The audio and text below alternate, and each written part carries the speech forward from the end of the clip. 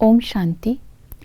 6 नवंबर 2023 की साकार मुरली से होमवर्क। आज की मुरली से हम लक्ष्य लेंगे, देही अभिमानी बन अमरपुरी में ऊंच पद पाने का पुरुषार्थ करना है। देही अभिमानी बनने के लिए आज बाबा ने अटेंशन दिलवाया कि जितना तुम देही अभिमानी बनेंगे उतनी तुम्हारी सेफ्टी रहेगी। अर्थात देही अभिमानी बनकर कर्म करने से देह अभिमान रूपी दुश्मन का वार नहीं होगा। जैसे देह के भान में कर्म करने से पाप होते हैं, ऐसे ही देही के भान में कर्म करने से विकर्म नहीं होते। पापों का बोझा हल्का हो जाता है, ज्ञान की धारणा हो जाती है, विकर्म विनाश हो जाते हैं। तो आज इस बात का अटेंशन रखने के लिए, देही अभिमानी बनने के लिए स्वमानों का अभ्यास करना है। जैसे ये स्वमान लेना है, मैं मास्टर सर्वशक्तिमान हूँ। इस श्रेष्ठ स्वमान की शान में रह कर के जब हम इस शान के स्मृति में रहकर कर्म करेंगे तो माया स्वप्न में भी वार नहीं कर सकेगी और हम बाप के दिल तख्त नशीन बन जाएंगे और हमारे सब कर्म श्रेष्ठ होते जाएंगे और सबको हम मान देंगे और हमारा अपमान नहीं होगा। दूसरा है निद्रा जीत बनना। देही अभिमानी बनने के लिए निद्रा जीत बनकर बाप की याद में रहना। इसके लिए बाबा ने कहा कि रात को जाग करके भी खास बाबा की याद में रहने का पुरुषार्थ करना है। तब ही बाबा ने कहा नींद को जीतने वाले निद्रा जीत बन जाएंगे। तो देही होकर के रहने के लिए दूसरा विधि बताई, निश्चय बुद्धि बन बाप की याद में रहना। अपने निश्चय को आज चेक करना है। तो बाबा ने कहा ये निश्चय स्वयं भी करना है, दूसरों को भी कराना है कि ब्रह्मा के द्वारा शिव बाबा आकर के हमें एडॉप्ट करते हैं। ब्रह्मा और शिव बाबा दोनों कंबाइंड है।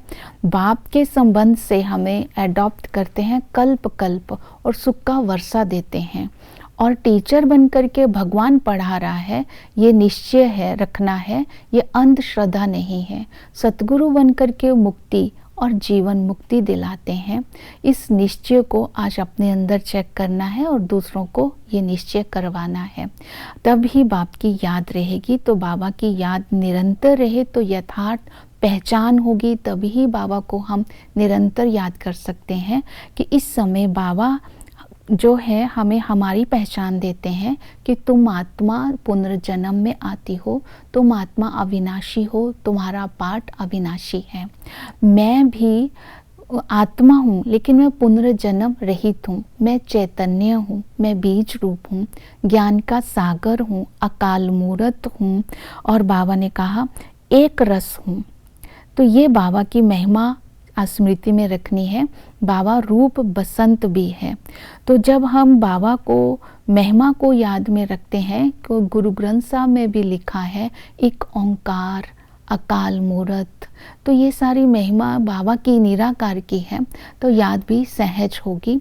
फिर बाबा को याद करने के लिए ज्ञान का चिंतन भी करना है। ज्ञान का चिंतन इस तरह करना है, हम क्या थे, अब हम क्या बन रहे हैं। सतयुग में हर आत्मा सतो प्रधान होती है, वहाँ पशु पक्षी भी बहुत ब्यूटीफुल होते हैं और सतयुग में अकाल मृत्यु नहीं होती है। देवता धर्म बहुत सुख देने वाला होता है और वहाँ बहुत खुशी होती है। और जैसे ही हम द्वापर और कलयुग में आते हैं, आत्मा तमो प्रधान हो जाती है, धीरे धीरे दुख आना शुरू हो जाता है, अकाल मृत्यु शुरू हो जाती है और संगम पर बाबा हम बच्चों को एडॉप्ट करते हैं और पुरुषार्थ करवाते हैं अमरपुरी में ऊंच पद पाने का। और इसलिए गायन है मनुष्य से देवता की कर्तनाला की बात, क्योंकि बाबा ही हेवनली गॉड फादर है और हमें हेवन के लायक बनाते हैं और ऐसे बाप की श्रीमत पर चलना है।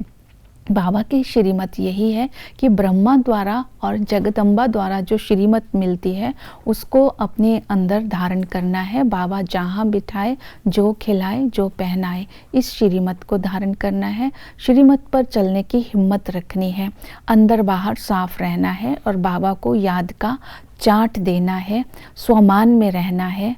और तीसरा है सेवा के लिए बाबा ने बोला कि तुम्हें रूहानी सर्विस करनी है, ये बाप की श्रीमत है। और सर्विस करते समय ये ध्यान रखना है कि आत्मा और परमात्मा में क्या अंतर है, जीवन बंध और जीवन मुक्त किसे कहते हैं। कि बाबा ब्रह्मा के द्वारा मुक्ति और जीवन मुक्ति सबको देते हैं, लेकिन सतयुग की जीवन मुक्ति सबको नहीं मिलती है। फिर सब धर्मों के ऊपर समझाना है, सृष्टि चक्र के ऊपर समझाना है, ब्रह्मा विष्णु शंकर के चित्र के ऊपर समझाना है, लक्ष्मी नारायण के चित्र के ऊपर समझाना है। तो भिन्न भिन्न चित्रों पर सेवा करनी है। ओम शांति।